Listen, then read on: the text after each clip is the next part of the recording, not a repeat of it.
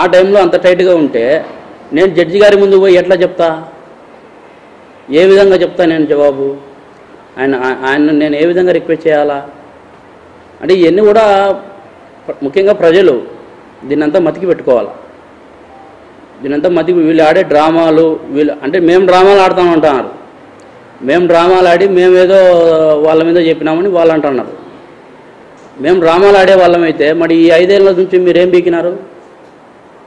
ఏం చేసినారు మీరంతా? ఈ 5 ఏళ్ళు మీ గవర్నమెంట్ ఉంది కదా. ఇంకొకటి ఏంటంటే చంద్రబాబు నాయుడు గారు చేయించినారు, అందుకే వీళ్ళందరికీ సపోర్ట్ చేస్తున్నారు అని చెప్పి చెప్తా ఉంటారు.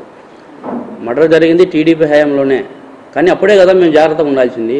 వాస్తవాలు బయటపడుకోకుండా అప్పుడే కదా మేము జాగ్రత్తగా పడాల్సింది. నిజమైంది అప్పుడే వెళ్ళిపోతే చంద్రబాబు నాయుడు గారు వదిలిపెట్టరు కదా.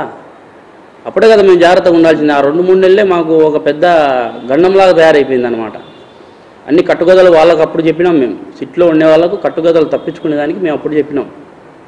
మళ్ళీ వైసీపీ గవర్నమెంట్ వచ్చిన తర్వాత మీకు భరోసా ఇస్తాము, మీకు సపోర్ట్గా నిలబడతాము అనేటోళ్ళే వైసీపీకి సంబంధించిన జగన్మోహన్ రెడ్డి గారి దగ్గర నుంచి, భారతీ రెడ్డి గారి దగ్గర నుంచి కూడా వచ్చింది మాకు.